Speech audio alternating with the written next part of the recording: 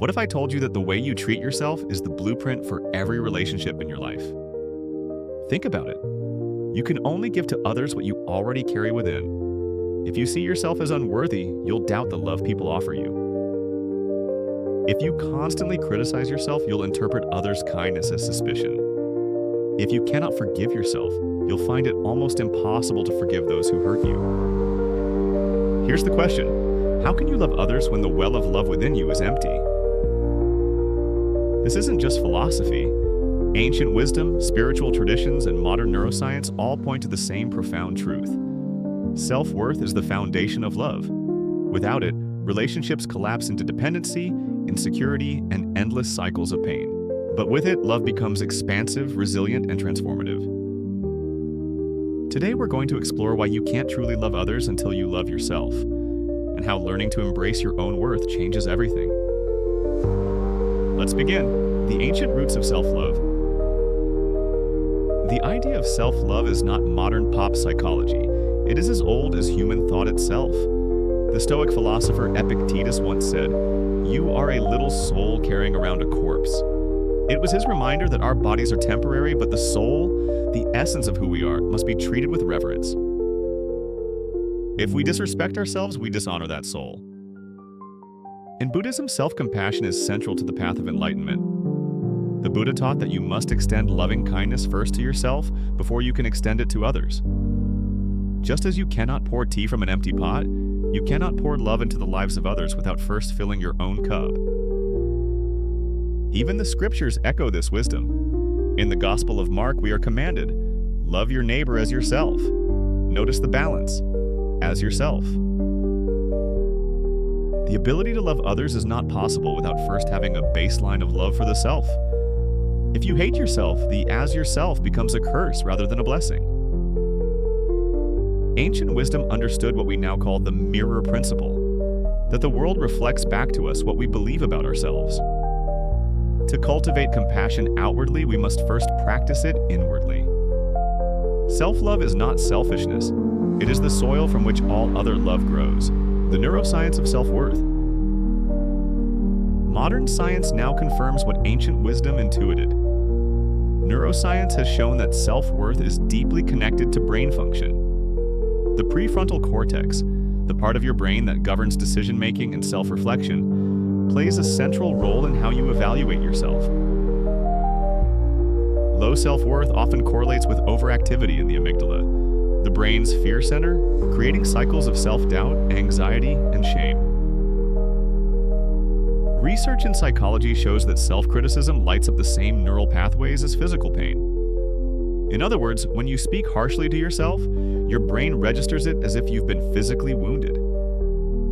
Over time, this self-inflicted harm erodes not only mental health, but also your ability to form secure relationships. On the other hand, studies on self-compassion, particularly the work of Dr. Kristen Neff, reveal that practicing kindness toward yourself lowers cortisol levels, reduces stress, and increases resilience. Self-compassion doesn't make people lazy or self-indulgent. It actually makes them more empathetic and more capable of sustaining healthy love for others. Neuroscience also shows us that our brains are wired for connection. Mirror neurons allow us to feel what others feel. But here's the paradox. If your inner dialogue is harsh, unworthy, or full of shame, those mirror neurons become clouded. Instead of reflecting empathy, you reflect fear, projection, and judgment. The science is clear. Loving yourself literally rewires your brain for love. It activates neural circuits of safety, trust, and joy, circuits you then carry into every relationship. Why you push people away? So why does lacking self-love so often sabotage our closest relationships?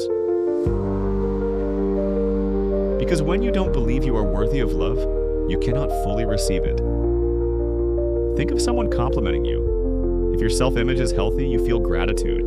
But if you secretly loathe yourself, that same compliment triggers suspicion. They must be lying. They don't really know me. You deflect, dismiss, or push it away. This is why so many people unconsciously sabotage love.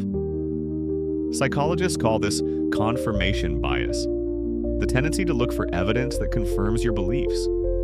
If you believe you're unworthy, you'll search for proof in every interaction, twisting others' words and actions to confirm your inner script. Spiritual traditions describe this as the veil of perception. In Hindu philosophy, the concept of Maya suggests that we do not see reality as it is, but as filtered through our conditioning. If your conditioning is self-loathing, then every act of love appears distorted. The Stoics also warned of this. Marcus Aurelius wrote in his Meditations, "The happiness of your life depends upon the quality of your thoughts. If your thoughts are poisoned by self-hatred, your relationships will reflect that poison." This is why relationships collapse under the weight of insecurity. Without self-worth, love becomes a transaction. If I give you this, will you prove that I matter?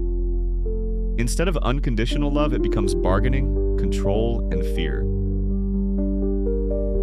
The truth is sobering but liberating. Until you heal your relationship with yourself, every external relationship will be haunted by your inner wounds, healing the inner dialogue. The great battlefield of self-worth is the mind. How you speak to yourself shapes how you relate to others.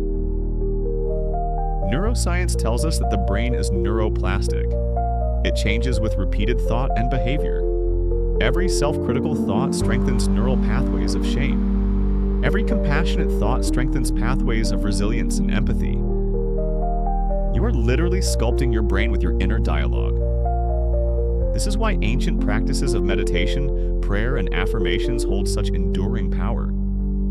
The Buddhist practice of metta-meditation, silently repeating phrases like, "May I be happy, may I be safe, may I be at peace," rewires the brain for compassion. Christian prayer does the same. Asking God's love to fill you begins with allowing yourself to receive it. Even Stoic journaling was, in its own way, a rewiring of thought. Marcus Aurelius wrote daily not to appear wise to others, but to train his own mind toward virtue, clarity, and acceptance. Modern psychology echoes this with cognitive behavioral therapy, CBT, which helps patients identify distorted thoughts and replace them with healthier ones. The lesson is the same across time and tradition. Self-love is a practice. It's not a feeling that arrives fully formed. It is a discipline, a training of the mind and spirit, until love for the self becomes the ground you naturally walk upon. When you transform your inner dialogue, you transform your relationships. You begin to reflect outward the compassion you first practiced inward. Self-love is a gift to the world. Here's the paradox. Loving yourself is the least selfish thing you can do. Think about the people who radiate peace, kindness, and stability. They are not at war with themselves. Their presence feels safe because they have made peace within. By loving themselves, they create an overflow that touches everyone around them. Neuroscience confirms this ripple effect. Positive emotions like compassion and gratitude are contagious through mirror neurons. When you cultivate self-love, you literally spread healthier emotional states into your family, friendships, and communities. Spiritual teachings echo this ripple. Jesus said, "A good tree cannot bear bad fruit." A heart nourished by self-worth naturally bears the fruit of kindness. The Tao Te Ching describes the sage as one who is content in themselves, and thus becomes a source of harmony for the world. In relationships, self-love changes everything. Instead of clinging out of fear, you love with freedom. Instead of demanding others fill your emptiness, you bring your fullness to the table. Instead of bargaining for worth, you offer unconditional acceptance.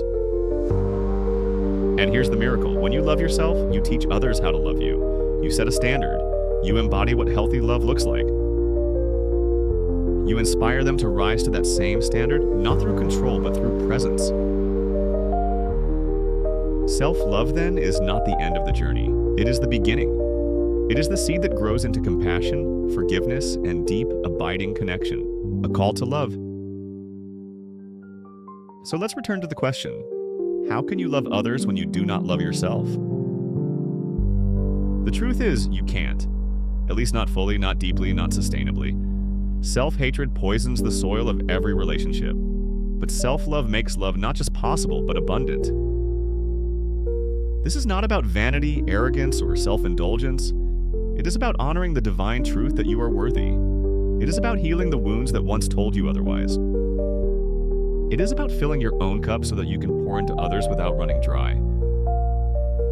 Ancient wisdom knew this. Modern neuroscience proves it. Spiritual traditions have sung it for centuries. The love you give yourself is the foundation of the love you give the world. So here's your call to action. Begin today. Speak to yourself with kindness. Practice compassion inwardly. Choose worthiness in every thought and action, because the moment you begin to love yourself, you unlock the capacity to love others, deeply, freely, and without fear. And if this message resonated with you, subscribe to LuminousSoul, where we explore the wisdom, science, and spirit that make life worth living.